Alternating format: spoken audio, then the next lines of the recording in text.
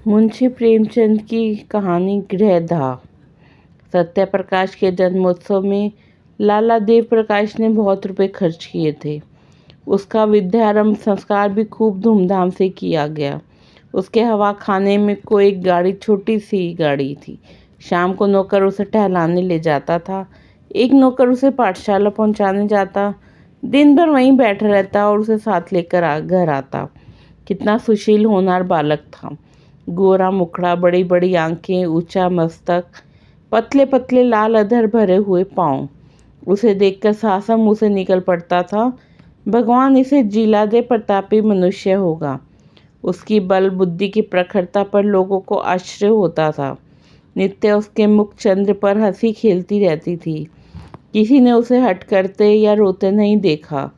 वर्षा के दिन थे।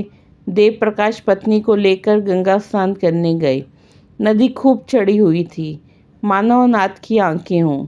उनकी पत्नी निर्मला जल में बैठकर जल क्रिया करने लगी। कभी आगे जाती, कभी पीछे जाती, कभी डुबकी मारती, कभी अंजलियों से छींटे उड़ाती। देव प्रकाश ने कहा, अच्छा अब निकलो, सर्दी हो जाएगी। निर्मला ने कहा, कहो मैं छाती तक पानी में चली जाऊं? देव प्रकाश, और जो कहीं पैर फिसल जाए? निर्मला, पैर क्या फिसलेगा? यह कहकर वह छाती तक पानी में चली गई। पति ने कहा, अच्छा अब आगे पैर ना रखना। किंतु निर्मला के सर पर मौत खेल रही थी। यह जल क्रीड़ा नहीं, मृत्यु क्रीड़ा थी। उसने एक पग और आगे बढ़ाया और फिसल गई। मुंह से एक चीख निकली। दोनों हाथ सहारे के लिए ऊपर उठे और जलमग्न हो गए। एक पल में प्यासी नदी उसे पी गई। देव प्रकाश खड़े तौलिए से देव पहुंच रहे थे। तुरंत पानी में कूदे। साथ का कहार भी कूदा। 2 मल्लाह भी कूदे। सब ने डुबकियां मारी, टटोला, पर निर्मला का पता ना चला। तब डोंगी मंगवाई गई। मल्लाह ने बार बार गोते मारे, पर लाश हाथ ना आई। देव प्रकाश शोक में डूबे हुए घर आए। सत्य प्रकाश किसी उपहार की आशा से दौड़ा। पिता ने गोद में उठा लिया और बड़े यत्न करने पर भी अपनी सिसकी को ना रोक पाए सके। सत्य प्रकाश ने पूछा, अम्मा कहाँ है? देव, बेटा गंगा उन्हें नेवता खाने के लिए रोक लिया। सत्य प्रकाश ने उनके मुख की ओर जिज्ञासा भाव से देखा और आशय समझ गया। अम्मा अम्मा कहकर रोने लगा। मातृन बालक संसार का सबसे करुणाजनक प्राणी है। दीन से दीन प्राणियों को भी ईश्वर का आधार होता है, जो उनके हृदय को सहलाता रहता है। मातृन बालक इस आधार से वंचित होता है।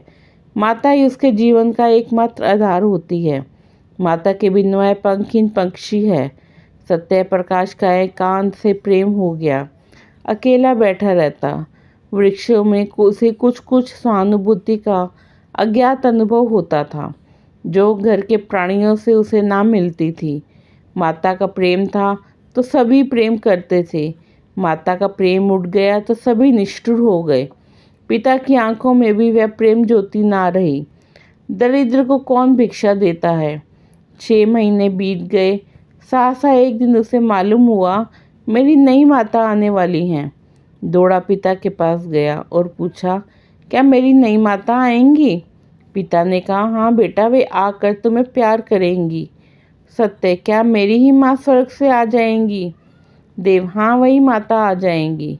सत्य, मुझे उसी तरह प्यार करेंगी? देव प्रकाश इसका क्या उत्तर देते, मगर सत्य प्रकाश उस दिन से प्रसन्न मन रहने लगा। अम्मा आएंगी, मुझे गोद में लेकर प्यार करेंगी। अब मैं उन्हें कभी दिक ना करूँगा, कभी जिद ना करूँगा। उन्हें अच्छी कहानियाँ सुनाऊँगा। विवाह के दिन आए। घर में तैयारियाँ होने लगी। सत्य प्रकाश खुशी से फूला ना समाता। मेरी नई अम्मा आएंगी। बारात में वह भी गया। नए नए कपड़े मिले। पालकी पर बैठा। नानी ने अंदर बुलाया और उसे गोद में लेकर एक अशस्त्री दी। वहीं उसे नई माता के दर्शन हुए। नानी ने नई माता से कहा, बेटी कैसा सुंदर बालक है, इसे प्यार करना। सत्य प्रकाश ने नई माता को देखा और मुग्ध हो गया। बच्चे भी रूप के उपासक होते हैं। एक लावण्यमयी मूर्ति आभूषण से लदी सामने खड़ी थी। उसने दोनों हाथों से उसका आंचल पकड़कर कहा, अम्मा। कितना रुचिकर शब्द था, कितना लज्जायुक्त, कितना अप्रिय। वह ललना को देवप्रिया नाम से संबोधित होती थी। यह उत्तरदायित्व, त्याग और क्षमा का संबोधन ना सह सकी। अभी वह प्रेम और विलास का सुख स्वप्न देख रही थी। यौवन काल की मदमय वायु तरंगों में आंदोलित हो रही थी। इस शब्द ने उसको स्वप्न को भंग कर दिया। कुछ रुष्ट होकर बोली, मुझे अम्मा मत कहो। सत्यप्रकाश ने विस्मित नेत्रों से देखा। उसका बाल स्वप्न भी भंग हो गया। आंखें डगमगा गई।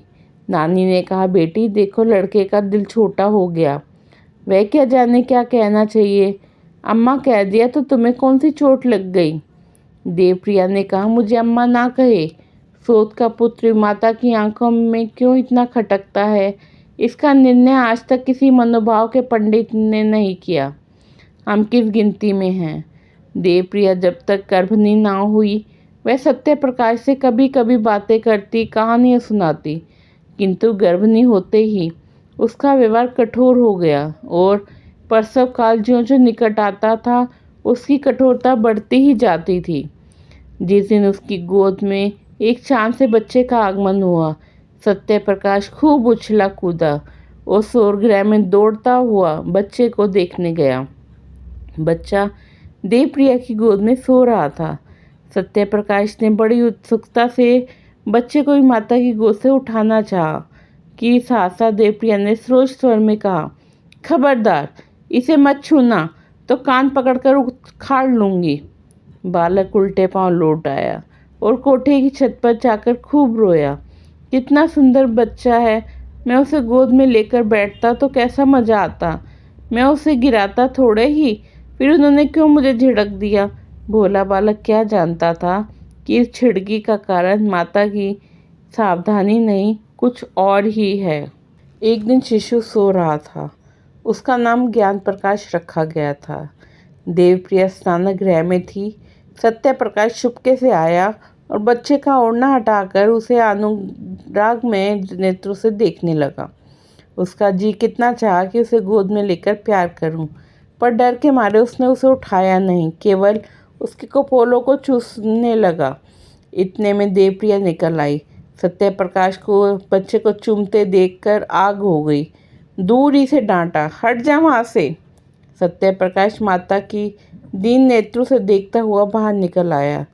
संध्या समय उसके पिता ने पूछा, तुम लल्ला को क्यों रुलाते हो। सत्य, मैं तो उसे कभी नहीं रुलाता, अम्मा खिलाने को नहीं देती। देव, झूठ बोलते हो, आज तुमने बच्चे को चुटकी काटी। सत्य, जी नहीं, मैं तो उसकी पूंछियाँ ले रहा था। देव, झूठ बोलता है। सत्य, मैं झूठ नहीं बोलता। देव प्रकाश को क्रोध आ गया। लड़के को 2-3 तमाचे लगाए। पहली बार यह ताड़ना मिली और निरपराध। इसने उसके जीवन की काया पलट कर दी। उस दिन सत्यप्रकाश के स्वभाव में एक विचित्र परिवर्तन दिखाई देने लगा। वह घर में बहुत कम आता। पिता आते ही तो उनसे मुंह छिपाता फिरता।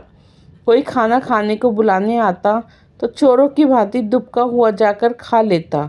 ना कुछ मांगता, ना कुछ बोलता। पहले अत्यंत कुशाग्र बुद्धि था। उसकी सफाई, सलीके और फुर्ती पर लोग मुग्ध हो जाते थे। अब वह पढ़ने से जी चुराता, मैले कुचले कपड़े पहन रहता। घर में कोई प्रेम करने वाला ना था। बाजार के लड़कों के साथ गली गली घूमता, कनकौवे लूटता, गालियाँ बकना भी सीख गया। शरीर भी दुर्बल हो गया। चेहरे की कांति गायब हो गई। देवप्रकाश को अब आए दिन उसकी शरारतों की उलाहना मिलने लगी और सत्यप्रकाश नित्य घुड़कियाँ और तमाचे खाने लगा। यहाँ तक कि अगर वह घर में किसी काम से चला जाता तो सब लोग दूर दूर करके दौड़ाते। ज्ञान प्रकाश को पढ़ाने के लिए मास्टर आता था। देवप्रकाश ने उसे रोज सैर कराने साथ ले जाता। हंसमुख लड़का था। देवप्रिया उसे सत्यप्रकाश के साथ भी से बचाती रहती थी। दोनों लड़कों में कितना अंतर था। एक साफ सुथरा, सुंदर कपड़े पहने, शील विनय का पुतला, सच बोलने वाला। देखने वालों के मुंह से अनायास ही दुआ निकल जाती थी। दूसरा मैला, नटखट, चोरों की तरह मुंह छिपाए हुए, मुंह फट, बात बात पर गालियां बकने वाला। एक हरा भरा पौधा था, प्रेम से विलंबित, स्नेह से सिंचित। दूसरा सूखा हुआ, टेढ़ा, पल्लवहीन नववृक्ष था, जिसकी जड़ों को एक मुद्दत से पानी नसीब नहीं हुआ। एक को देखकर पिता की छाती ठंडी होती थी, दूसरे को देखकर देह में आग लग जाती थी।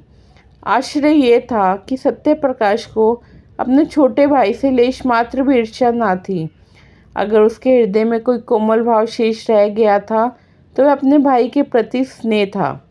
उस मरुभूमि में यही एक हरियाली थी। ईर्ष्या साम्य भाव की घोतक है। सत्यप्रकाश अपने भाई को अपने से कहीं ऊंचा, कहीं भाग्यशाली समझता था। उसमें ईर्ष्या का भाव ही लोप हो गया था। घृणा से घृणा उत्पन्न होती है, प्रेम से प्रेम। ज्ञान भी बड़े भाई को चाहता था। कभी कभी उसका पक्ष लेकर अपनी माँ से वाद विवाद कर कहता, भैया की अचकन फट गई है, आप नई अचकन क्यों नहीं बनवा देती।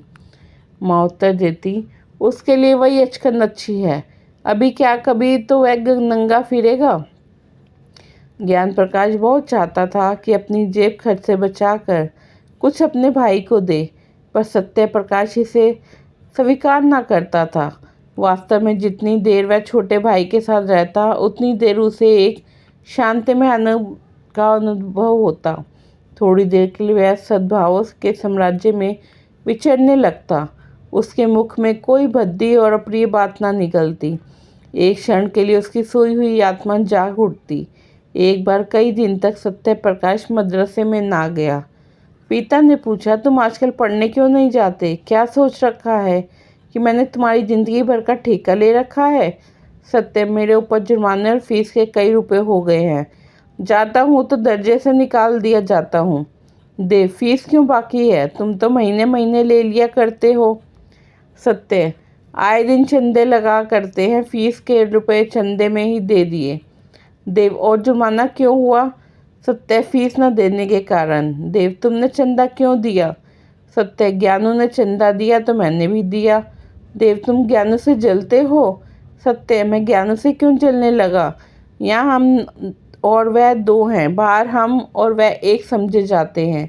मैं यह नहीं कहना चाहता कि मेरे कुछ नहीं है। देव, क्यों यह कहते शर्म आती है? सत्य, जी हाँ, आपकी बदनामी होगी। देव, अच्छा तो आप मेरी मान रक्षा करते हैं, यह क्यों नहीं कहते पढ़ना आप मुझे मंजूर नहीं। मेरे पास इतना रुपया नहीं कि तुम्हें एक एक क्लास में 3-3 साल पढ़ाऊँ और ऊपर से तुम्हारे खर्च के लिए भी प्रति माह कुछ दूँ। ज्ञान बाबू तुमसे कितना छोटा है, लेकिन तुमसे एक ही दर्जा नीचे है। तुम इस साल जरूर ही फेल होगे और वह जरूर ही पास होकर अगले साल तुम्हारे साथ हो जाएगा। तब तो तुम्हारे मुंह में कालिक लगेगी। सत्य, विद्या मेरे भाग्य ही में नहीं है। देव, तुम्हारे भाग्य में क्या है? सत्य, भीख मांगना। देव, तो फिर भीख मांगो, मेरे घर से निकल जाओ। देव प्रिया भी आ गई, बोली, शर्म आता तो नहीं और बातों का जवाब देता है। सत्य, इसके भाग्य में भीख मांगना होता है, वही बचपन में अनाथ हो जाते हैं। देवप्रिया, ये जलीकटी बातें मुझसे ना सही जाएंगी, मैं खून का खूंट पीकर रह जाती हूँ। देवप्रकाश, बेहया है, कल से इसका नाम कटवा दूंगा। भीख मांगनी है तो भीख ही मांगे। दूसरे दिन सत्यप्रकाश ने घर से निकलने की तैयारी कर दी। उसकी उम्र अब 16 साल की हो गई थी। इतनी बातें सुनने के बाद अब उसे घर में रहना असह्य हो गया। जब हाथ पांव ना थे, किशोरावस्था की असमर्था थी, तब तक अवहेलना, निरादर, निष्ठुरता, भर्त्सना सब कुछ सहकर घर में रहता था। अब हाथ पांव हो गए थे, उस बंधन में क्यों रहता? आत्माभिमान आशा की भांति बहुत निर्जीव होता है। गर्मी के दिन थे, दोपहर का समय, घर के सब प्राणी सो रहे थे। सत्यप्रकाश ने अपनी धोती बगल में दबाई, छोटा सा बैग हाथ में लिया और चाहता था कि चुपके से बैठक से निकल जाए कि ज्ञानू आ गया और उसे कहीं जाने की तैयारी देखकर बोला, कहाँ जाते हो भैया? सत्य, जाता हूँ, कहीं नौकरी करूँगा। ज्ञानू, मैं जाकर अम्मा से कह देता हूँ। सत्य, तो फिर मैं तुमसे छिपकर चला जाऊँगा। ज्ञानू, क्यों चले जाओगे? तुम्हें मेरी जरा भी मोहब्बत नहीं? सत्य प्रकाश ने भाई को गले लगाकर कहा, तुम्हें छोड़कर जाने को जी तो नहीं चाहता, लेकिन जहाँ कोई पूछने वाला नहीं है वहाँ पड़े रहना बेहयाई है। कहीं 10-5 की नौकरी कर लूँगा और पेट पालता रहूँगा और किस लायक हूँ। ज्ञानू, तुमसे अम्मा क्यों इतना चिढ़ती है? मुझे तुमसे मिलने को मना क्यों करती है? सत्य, मेरे नसीब खोटे हैं और क्या। ज्ञानू, तुम लिखने पढ़ने में जी नहीं लगाते? सत्य, लगता ही नहीं, कैसे लगाऊं?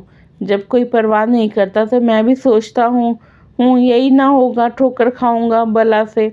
ज्ञानू, मुझे भूल तो ना जाओगे? मैं तुम्हारे पास खत लिखा करूँगा, मुझे भी एक बार अपने यहाँ बुलाना। सत्य, तुम्हारे स्कूल के पते से चिट्ठी लिखूँगा। ज्ञानू रोते रोते, मुझे ना जाने क्यों तुम्हारी बड़ी मोहब्बत लगती है। सत्य, मैं तुम्हें सदैव याद रखूँगा। यह कहकर उसने फिर भाई को गले लगाया और घर से निकल पड़ा। पास एक कौड़ी भी ना थी और वह कलकत्ते जा रहा था। सत्य प्रकाश कलकत्ते क्यों कर पहुंचा, उसका वृतांत लिखना व्यर्थ है। युवकों में दुस्साहस की मात्रा अधिक होती है। वे हवास में किले बना कर सकते हैं, धरती पर नाव चला सकते हैं, कठिनाइयों की उन्हें कुछ परवाह नहीं होती। अपने असीम विश्वास होता है। कलकत्ते पहुंचना ऐसा कष्ट साध्य ना था। सत्य प्रकाश चतुर युवक था। पहले ही उसने निश्चय कर लिया था कि कलकत्ते में क्या करूँगा, कहाँ रहूँगा। उसके बैग में लिखने की सामग्री मौजूद थी। बड़े शहर में जीविका का प्रश्न कठिन भी है और सरल भी है। सरल है उसके लिए जो हाथ से काम कर सकते हैं, कठिन है उनके लिए जो कलम से काम करते हैं। सत्य प्रकाश मजदूरी करना नीच काम समझता था। उसने एक धर्मशाला में असबाब रखा। बाद में शहर के मुख्य स्थानों का निरीक्षण करके एक डाकघर के सामने लिखने का सामान लेकर बैठ गया और अनपढ़ मजदूरों की चिट्ठियां, मनी आर्डर आदि लिखने का व्यवसाय करने लगा। पहले कई दिन तो उसको इतने पैसे भी ना मिले कि भरपेट भोजन करता, लेकिन धीरे धीरे आमदनी बढ़ने लगी।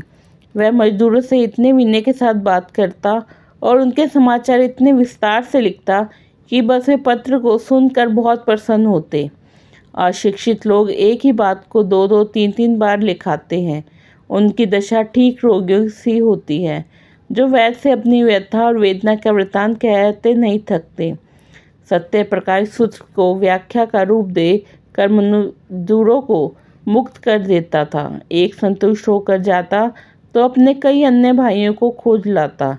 एक ही महीने में उसे 1 रुपया रोज मिलने लगा। उसने धर्मशाला से निकलकर शहर से बाहर 5 महीने पर एक छोटी सी कोठरी ले ली। 1 जून खाता, बर्तन अपने हाथों से धोता, जमीन पर सोता। उसे अपने निर्वासन पर जरा भी खेद और दुख ना था। घर के लोगों की कभी याद ना आती। वह अपनी दशा पर संतुष्ट था। केवल ज्ञान प्रकाश की प्रेम युक्त बातें ना भूलती।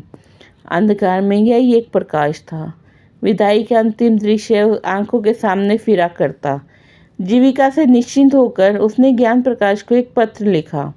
उत्तर आया तो उसके आनंद की सीमा ना रही। ज्ञानू मुझे याद करके रोता है, मेरे पास आना चाहता है, स्वास्थ्य भी अच्छा नहीं है। प्यासे को पानी से जो तृप्ति होती है, वही तृप्ति इस पत्र से सत्य प्रकाश को हुई। मैं अकेला नहीं हूँ, कोई मुझे भी चाहता है, मुझे भी याद करता है। उसी दिन से सत्य प्रकाश को यह चिंता हुई कि ज्ञान के लिए कोई उपहार भेजूं। युवकों को मित्र बहुत जल्दी मिल जाते हैं।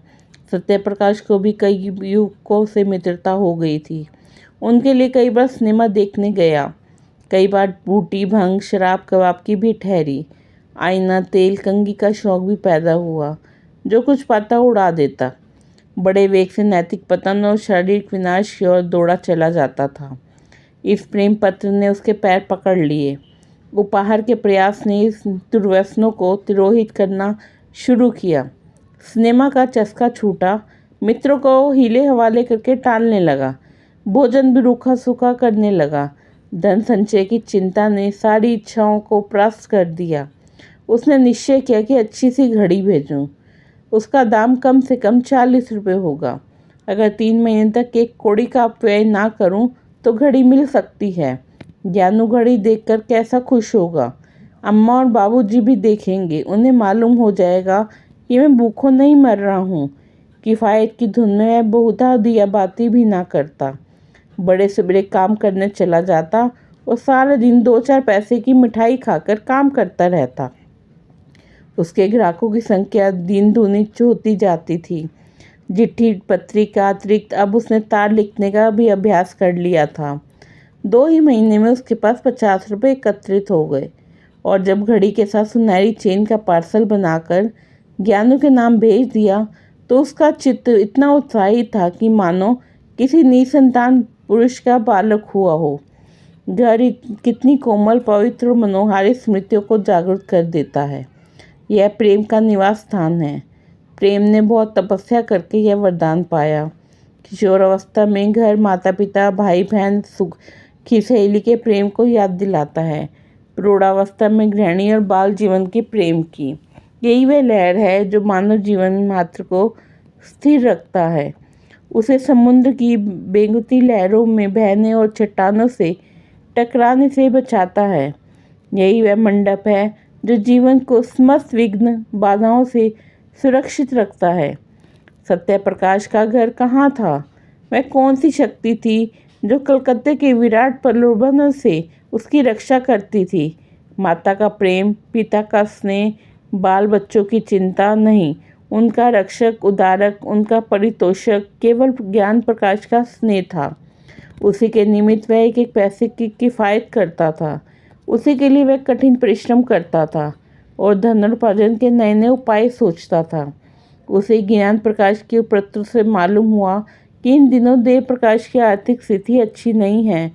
वे एक घर बनवा रहे हैं जिसमें व्यय अनुमान से अधिक हो जाने के कारण ऋण लेना पड़ा है।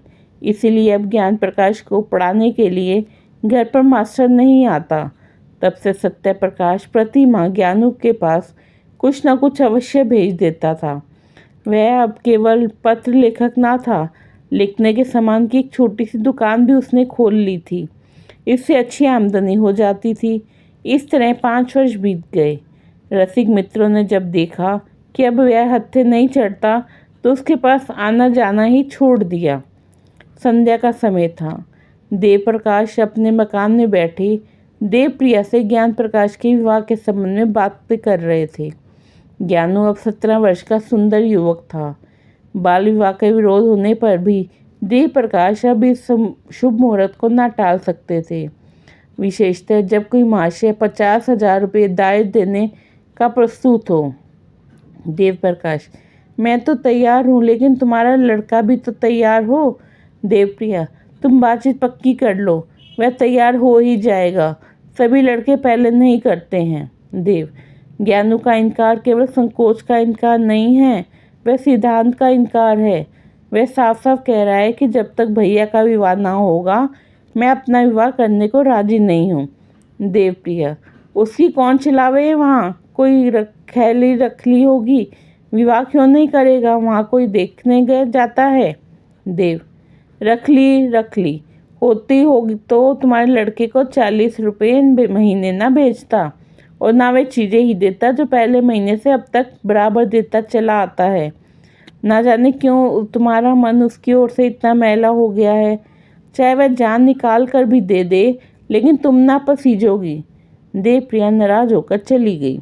देव प्रकाश से यही कहलाना चाहते थे कि पहले सत्य प्रकाश के विवाह करना उचित है, किंतु वह कभी इस प्रसंग को आने ही ना देती थी। स्वयं देव प्रकाश की हार्दिक इच्छा थी कि पहले बड़े लड़के का विवाह करे, पर उन्होंने भी आज तक सत्य प्रकाश को कोई पत्र न लिखा। देवप्रिया के चले जाने के बाद उन्होंने आज पहली बार सत्य प्रकाश को पत्र लिखा। पहले इतने दिनों तक चुपचाप रहने के लिए क्षमा मांगी, तब उसे एक बार घर आने का प्रेम पूर्वक आग्रह किया। लिखा: अब मैं कुछ ही दिनों का मेहमान हूँ। मेरी अभिलाषा है कि तुम्हारा और छोटे भाई का विवाह देख लूँ। मुझे बहुत दुख होगा यदि तुम मेरी विनय स्वीकार ना करोगे। ज्ञान प्रकाश के असमझ की बात भी लिखी। अंत में इस बात पर जोर दिया कि किसी और विचार से नहीं तो ज्ञान के प्रेम के नाते ही तुम्हें इस बंधन में बंधना पड़ेगा। सत्य प्रकाश को यह पत्र मिला तो उसे बहुत खेद हुआ। मेरे भातृ स्नेह का यह परिणाम होगा मुझे ना मालूम था। उसके साथ ही उसे यह ईर्ष्या में आनंद हुआ कि अम्मा और दादा को अब तो कुछ मानसिक पीड़ा होगी। मेरी उन्हें क्या चिंता थी। मैं तो मर भी जाऊं तो भी उनकी आंखों में आंसू ना आए। 7 वर्ष हो गए, कभी भूल कर भी पत्र ना लिखा कि मरा है या जीता है। अब कुछ चेतावनी मिलेगी। ज्ञान प्रकाश अंत में विवाह करने पर राजी तो हो जाएगा, लेकिन सहज में नहीं। कुछ ना हो तो मुझे तो एक बार अपने इनकार का कारण लिखने का अवसर मिला। ज्ञानी को मुझसे प्रेम है, लेकिन उसका कारण मैं पारिवारिक अन्याय को दोषी ना मानूंगा। हमारा पारिवारिक जीवन से मूर्तः न्यायपूर्ण है। यह कीमती और वैमनस्य, क्रूरता और निष्ठता का बीजारोपण करता है। इसी माया में फंसकर मनुष्य अपनी संतान का शत्रु हो जाता है। न मैं आंखों देखकर मक्खी ना निगलूंगा। मैं ज्ञानी को समझाऊंगा अवश्य। मेरे पास जो कुछ जमा है वह सब उसके विवाह में निमित्त अर्पण भी कर दूंगा। बस इससे ज़्यादा मैं और कुछ नहीं कर सकता। अगर ज्ञानी भी अविवाहित रहे तो संसार कौन सा सूना हो जाएगा। ऐसे पिता का पुत्र क्या वंश परंपरा को पालन न करेगा? क्या उसके जीवन में फिर वही अभिनय ना दोहराया जाएगा जिसने मेरा सर्वनाश कर दिया? दूसरे दिन सत्य प्रकाश ने 500 रुपये पिता के पास भेजे और पत्र का उत्तर लिखा कि मेरा वो भाग्य है जो आपने मुझे याद किया। ज्ञानू का विवाह निश्चय हो गया, इसकी बधाई। इन रुपयों से नववधू के लिए कोई आभूषण बनवा दीजिएगा। रही मेरे विवाह की बात, मैंने अपनी आंखों से जो देखा है और मेरे सिर पर जो कुछ बीता है उस पर ध्यान देते हुए यदि मैं कुटुंब पाश में फंसूं तो मुझसे बड़ा उल्लू संसार में ना होगा। मुझे आशा है आप मुझे क्षमा करेंगे। विवाह की चर्चा ही से मेरा हृदय को आघात पहुंचता है। दूसरा पत्र ज्ञान प्रकाश को लिखा कि माता पिता की आज्ञा को शिरोधार्य करो। मैं अनपढ़ मूर्ख बुद्धिमान आदमी हूँ। मुझे विवाह करने का कोई अधिकार नहीं है। मैं तुम्हारे विवाह के शुभ उत्सव में शामिल ना हो सकूँगा, लेकिन मेरे लिए इससे बढ़कर आनंद और संतोष का कोई विषय नहीं हो सकता। देव प्रकाश यह पढ़कर अवाक रह गए। फिर आग्रह करने का साहस न हुआ। देवप्रिया ने नाक सिकोड़ कर कहा, यह लोंडा देखने को सीधा है, जहर का भुजा हुआ। कैसा सोकोस में बैठा हुआ बर्छियों से छेद रहा है। किंतु ज्ञान प्रकाश ने यह पत्र पढ़ा तो उसे मर्माघात पहुंचा। दादा और अम्मा के अन्याय ने ही उन्हें यह भीषण व्रत धारण करने पर बाध्य किया है। इन्हीं ने उन्हें निर्वासित किया है, और शायद सदा के लिए। ना जाने अम्मा को उनसे क्यों इतनी जलन हुई। मुझे तो अब भी याद नहीं आता है कि किशोरावस्था ही से वे बड़े आज्ञाकारी, विनयशील और गंभीर थे। अम्मा की बातों का उन्हें जवाब देते नहीं सुना। मैं अच्छे से अच्छा खाता था, फिर भी उनके तेवर मैले ना हुए, हालांकि उन्हें जलना चाहिए था। ऐसी दशा में अगर उन्हें गृहस्थ जीवन से घृणा हो गई तो आश्चर्य ही क्यों। फिर मैं क्यों इस विपत्ति में फंसूं? कौन जाने मुझे भी ऐसी परिस्थिति का सामना करना पड़े। भैया ने बहुत सोच समझ कर यह धारणा की है। संध्या समय जब उसके माता पिता बैठे हुए इस समस्या पर विचार कर रहे थे, ज्ञान प्रकाश ने आकर कहा, मैं कल भैया से मिलने जाऊंगा। देवप्रिया, क्या कलकत्ते जाओगे? ज्ञान, जी हाँ। देवप्रिया, उन्हीं को क्यों नहीं बुलाते? ज्ञान, उन्हें कौन मुँह से लेकर बुलाऊं? आप लोगों ने पहले ही मेरे मुंह पे कालक लगा दी है। ऐसा देव पुरुष आप लोगों के कारण विदेश में ठोकरें खा रहा है, और मैं कितना निर्लज हो जाऊं कि। देवप्रिय, अच्छा चुप रहो। नहीं ब्याह करना है तो ना करें। जल पर लोन मत छिड़क। माता पिता का धर्म है इसलिए कहती हूँ, नहीं तो यहाँ ठेके की परवाह नहीं है। तू चाहे ब्याह कर चाहे कुंवारा रह, पर मेरी आंखों से दूर हो जा।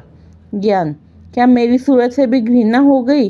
देवप्रिया, जब तू हमारे कहने ही में नहीं तो चाहे जहाँ रहे, हमें भी समझ लेंगे कि भगवान ने लड़का ही नहीं दिया। देव, क्यों व्यर्थ में ऐसे कटुवचन बोलती हो? ज्ञान, अगर आप लोगों की यही इच्छा है तो यही होगा। वेद देव प्रकाश ने देखा कि बात का पतंगड़ हुआ जाता है।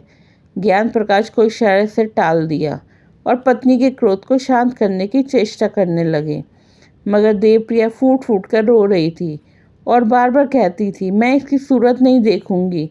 अंत में देव प्रकाश ने चिढ़कर कहा, तो तुम्ही ने तो कटुवचन कहकर उसे उत्तेजित किया था। देवप्रिया, यह सब विष उसी चंडाल ने बोया है जो यहाँ से 7 समुंदर पार बैठा मुझे मिट्टी में मिलाने का उपाय कर रहा है। मेरे बेटे को मुझसे छीनने के लिए उसने यह प्रेम का सवांग भरा है। मैं उसकी नस नस पहचानती हूँ। उसका यह मंत्र मेरी जान लेकर छोड़ेगा। नहीं तो मेरा ज्ञानू, जिसने मेरी कभी बात का जवाब नहीं दिया, यूँ मुझे ना जलाता। देव: अरे तो क्या वह विवाह ही ना करेगा?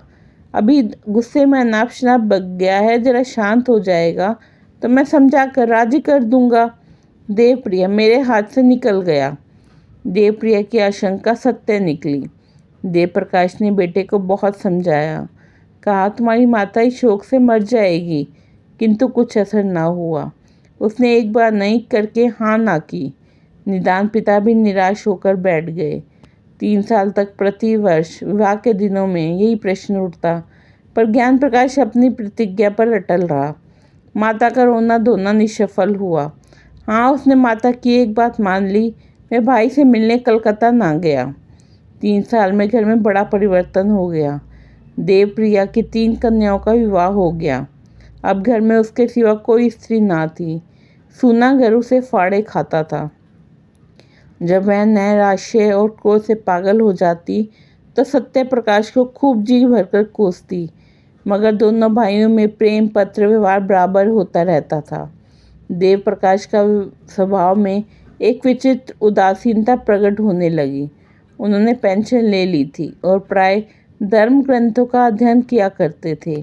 ज्ञान प्रकाश ने भी आचार्य की उपाधि प्राप्त कर ली थी और एक विद्यालय में अध्यापक हो गए थे। देवप्रिया अब संसार में अकेली थी। देवप्रिया अपने पुत्र की गृहस्थी की ओर खींचने के लिए नित्य टोने टोटके किया करती। बिरादरी में कौन सी कन्या सुंदरी है, गुणवंती है, सुशिक्षिता है, उसका बखान किया करती। पर ज्ञान प्रकाश को इन बातों के सुनने की भी फुर्सत ना थी। मोहल्ले के और घरों में नित्य ही विवाह होते रहते थे। बहुएं आती थी, उनके बच्चों में गोद में बच्चे खेलने लगते थे। घर गुलजार हो जाता था। कहीं विदाई होती थी, कहीं बधाइयाँ आती थी, कहीं गाना बजाना होता था, कहीं बाजे बजते थे। यह चहल पहल देखकर देवप्रिया के चित्त चंचल हो जाता। उसे मालूम होता, मैं भी संसार में सबसे अभागिन हूँ। मेरे ही भाग्य में यह सुख भोगना नहीं बंधा है। भगवान, ऐसा भी कोई दिन आएगा कि मैं अपनी बहू का मुख चंद्र देखूंगी, उसके बालकों को गोद में खिलाऊंगी। वह भी कोई दिन होगा कि मेरे घर में भी आनंदोत्सव के मधुर गान की तानें उठेंगी। दिन रात ये ही बातें सोचते सोचते देवप्रिया की दशा उन्मादी की सी हो गई।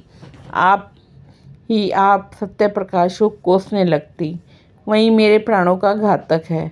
तल्लीनता उन्माद का प्रधान गुण है। तल्लीनता अत्यंत रचनाशील होती है। वे आकाश में देवताओं के विमान उड़ाने लगती है। अगर भोजन में नमक तेज हो गया तो वह शत्रु ने कोई रोड़ा रख दिया होगा।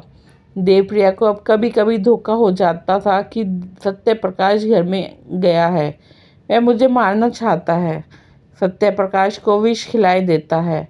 एक दिन उसने सत्य प्रकाश के नाम एक पत्र लिखा और उसे कितना कोसा तो बना उतना कोसा। तू मेरे प्राणों का बैरी है, मेरे कुल का घातक है, हत्यारा है। वह कौन दिन आएगा कि तेरी मिट्टी उठेगी। तूने मेरे लड़के पर वशीकरण मंत्र चला दिया है। दूसरे दिन फिर ऐसा ही एक पत्र लिखा, यहाँ तक कि उसका नित्य क्रम हो गया था। जब तक एक चिट्ठी में सत्य प्रकाश को गालियाँ न दे लेती, उसे चैन ही ना आता था। इन पत्रों को वह कहारिन के हाथ डाकघर में भिजवा दिया करती थी। ज्ञान प्रकाश का अध्यापक होना सत्य प्रकाश के लिए घातक हो गया। परदेश में उसे यही संतोष था कि मैं संसार में निराधार नहीं हूँ। अब वह अवलंब ही भी जाता रहा। ज्ञान प्रकाश ने जोर देकर लिखा, अब आप मेरे हेतु कोई कष्ट ना उठाएं। मुझे अपनी गुजर करने के लिए काफ़ी से ज़्यादा मिलने लगा है।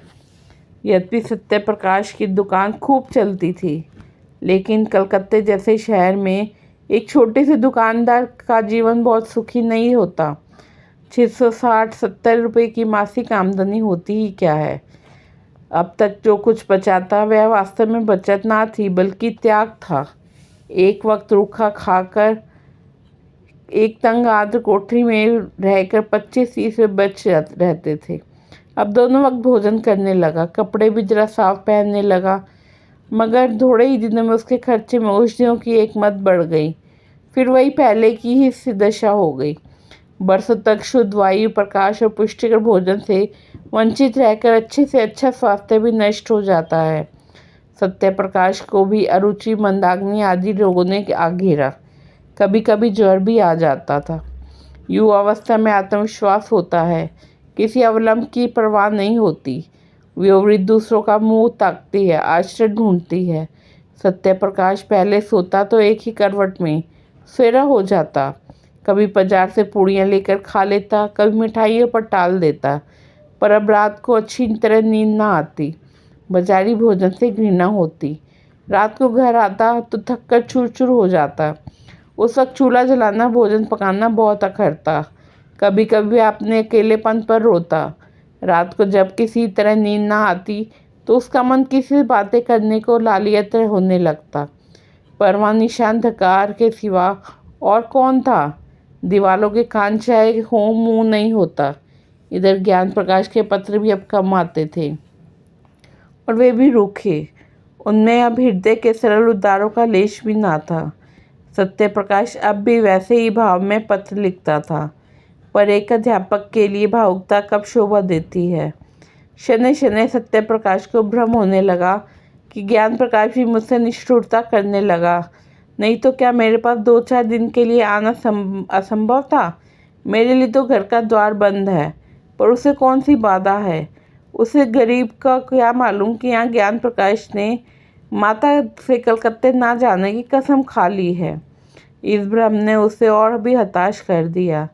शहर में मनुष्य बहुत होते हैं, पर मनुष्यता विरले ही में होती है। सत्य प्रकाश उस बहुसंख्यक स्थान में भी अकेला था। उसके मन में अब एक नई आकांक्षा अंकुरित हुई। क्यों ना घर लौट चलूं, किस संगनी के प्रेम में क्यों न शरण लूं। वह सुख और शांति और कहाँ मिल सकती है।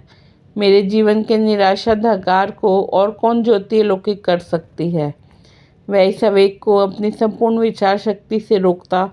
जिस भांति किसी बालक को घर में रखी हुई मिठाइयों की याद बार बार खेल से घर खींच लाती है, उसी तरह उसका चित्त भी बार बार उतनी मधुर चिंताओं में मग्न हो जाता था।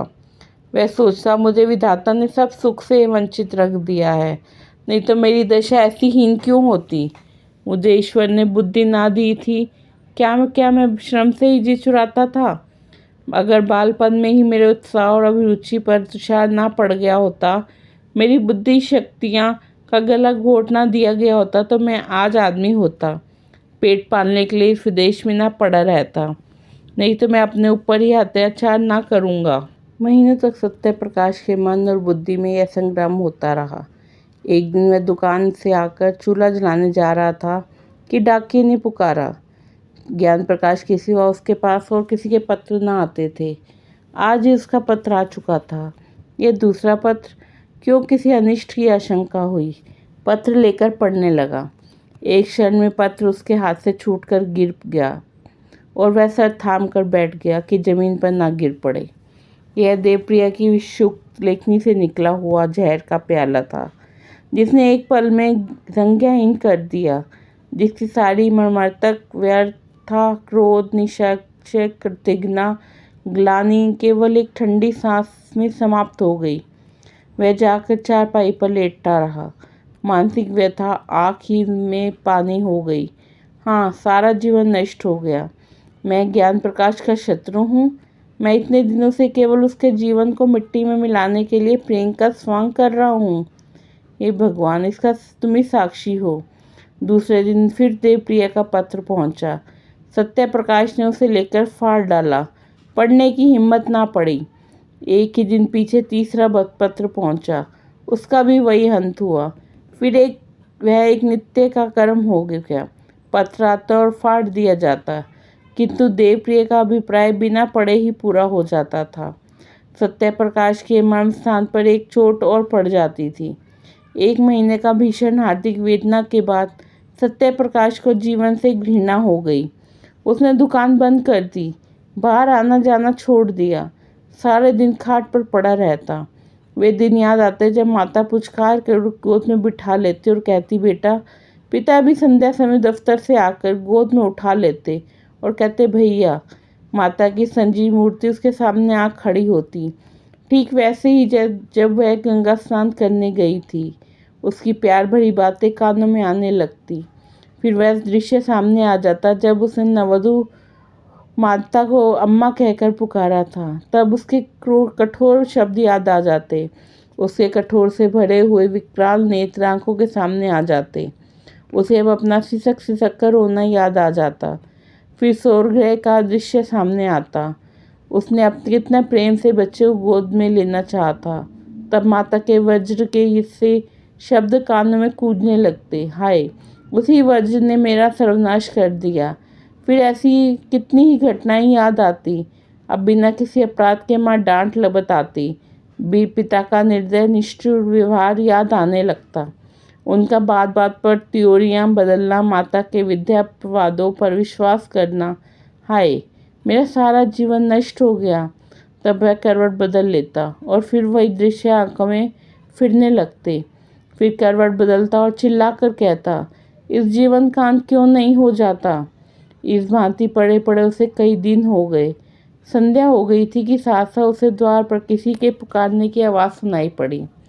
उसने कान लगाकर सुना और चौंक पड़ा। किसी परिचित मनुष्य की आवाज़ थी। दौड़ा द्वार पर आया, देखा ज्ञान प्रकाश खड़ा है। कितना रूपवान पुरुष था। वह उसके गले से लिपट गया। ज्ञान प्रकाश ने उसके पैरों को स्पर्श किया। दोनों भाई घर में आए। अंधकार छाया हुआ था। घर की यह दशा देख ज्ञान प्रकाश, जो अब तक अपने कंठ को आवेग में रोके हुए थे, रो पड़ा। सत्य प्रकाश ने लालटेन जलाई। घर क्या था? भूत का डेरा था। सत्य प्रकाश ने जल्दी से एक कुर्ता गले में डाल लिया। ज्ञान प्रकाश भाई का जर्जर शरीर, पीला मुख, बुझी हुई आंखें देखता था और रोता था। सत्य प्रकाश ने कहा, मैं आजकल बीमार हूँ। ज्ञान प्रकाश, वह तो देख ही रहा हूँ। सत्य, तुमने अपने आने की सूचना भी ना दी। मकान का पता कैसे चला?